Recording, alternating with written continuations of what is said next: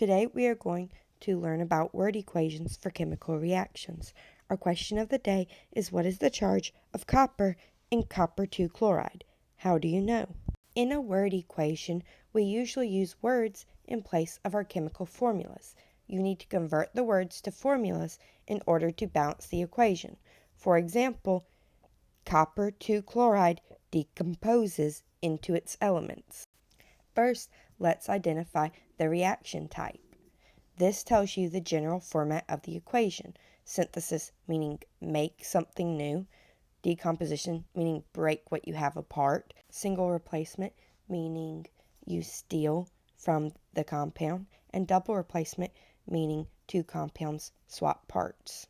In our example, we have decomposes. So we're going to break copper 2 chloride into its elements. We know that chloride is one of the diatomics, meaning that in its elemental state, it has a molecule containing 2 atoms of chlorine. Other diatomic molecules include bromine, iodine, nitrogen, hydrogen, oxygen, and fluorine.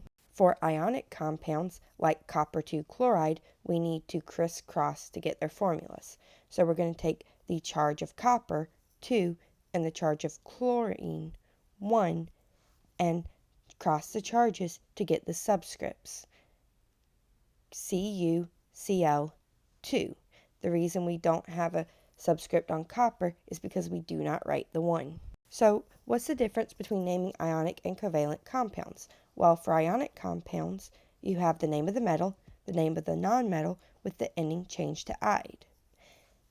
You might need a Roman numeral if the metal is a transition metals. This Roman numeral will give us the metal's charge.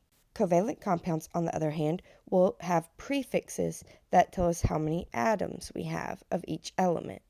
Now pause the video and try the show what you know questions. Let's try writing each of the following word equations as chemical equations, then balance them. Let's look at example 1.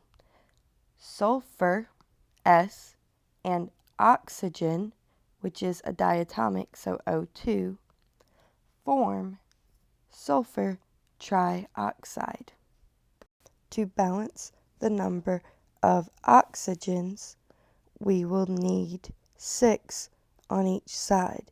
So we need to triple the O2s and double the SO3s, leaving us with 2 sulfurs on the right. So to balance those out, we will need to double the number of sulfurs on the left. Now let's look at example 2.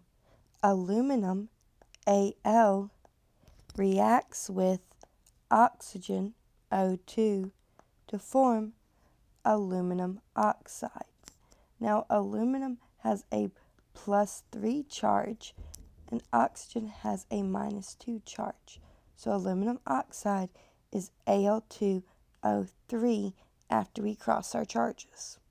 To balance the oxygens, we will need 6 on both sides. So we need 3 O2s and 2 Al2O3s, which takes our number of aluminums on the product side and makes it 4. So to balance these out, we're going to need 4 aluminums on the reactant side. Now let's consider potassium chlorate. Potassium is K with a +1 charge. Chlorate is ClO3 with a -1 charge. So when we cross our charges, we get one of each, and our formula is KClO3. This decomposes into potassium chloride, which potassium has +1 and chlorine has -1. So when we cross our charges, we just get KCl.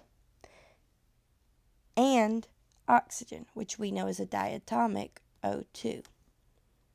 So now, let's try balancing our reaction. First, let's balance our oxygens. So we're going to have 6 of each, giving us 2 KClO3s, which means we're going to double the Ks as well as the Cls.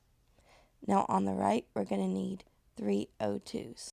To balance out the potassium and the chlorines, we're going to need to double the potassium chlorides. and now our reaction is balanced.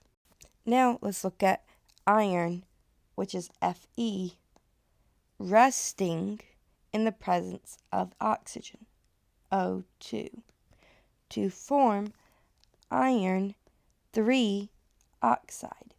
Now iron has a +3 charge and oxygen has a -2 charge. So when we crisscross those, we get Fe2O3.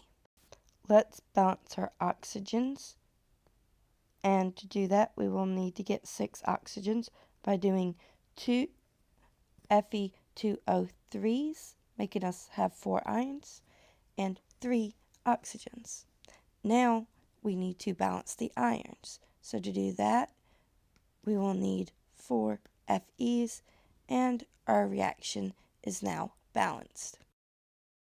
Carbon tetrahydride, which is CH4, combusts.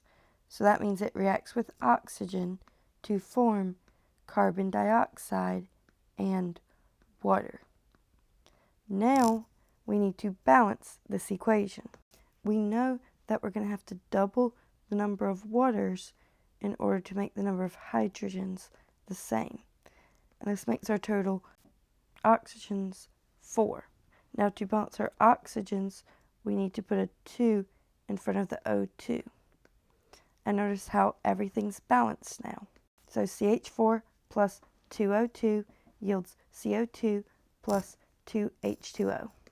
Now sodium, Na, and hydrogen chloride, which is made up of H plus 1 and Cl minus 1, which when the charges cross are just HCl, will react in a single replacement reaction, meaning that the sodium, which forms a +1 ion, is going to steal the chlorine, which has a -1, from the hydrogen, and we are left with NaCl. And then the hydrogen is going to be in its elemental form, which, by the way, is H2 because hydrogen is a diatomic. We then balance our reaction. Notice how the hydrogens are different. So let's double the HCl, which also doubles the number of Cl's. Then, to balance the Cl's, we're going to need to double the number of NaCl's, which is going to double the number of sodiums. And now, to balance the sodiums, we need to double the number of Na's. And so our reaction is 2Na plus 2HCl yields 2 NaCl plus H2. Mercury 2 oxide, or HgO, decomposes into its elements mercury and oxygen. Remember, the reason we have HgO and not Hg2O2 is because we have to simplify the subscripts. Because of the 2 oxygens on the right, we need to double the number of mercury oxides, which doubles the number of mercury. So that means that on the product side, we need to double the number of Hg's. And our final formula is 2 mercury oxides yields 2 mercuries and an oxygen. Finally, we have hydrogen chloride, which is composed of a hydrogen +1 and a chlorine -1, or HCl, when we crisscross our charges, is formed from its elements, the diatomic hydrogen and the diatomic chlorine. Notice how there's more chlorines on the left than on the right, so we need to double our number of HCl's, which also doubles the number of hydrogens. And now our equation is balanced.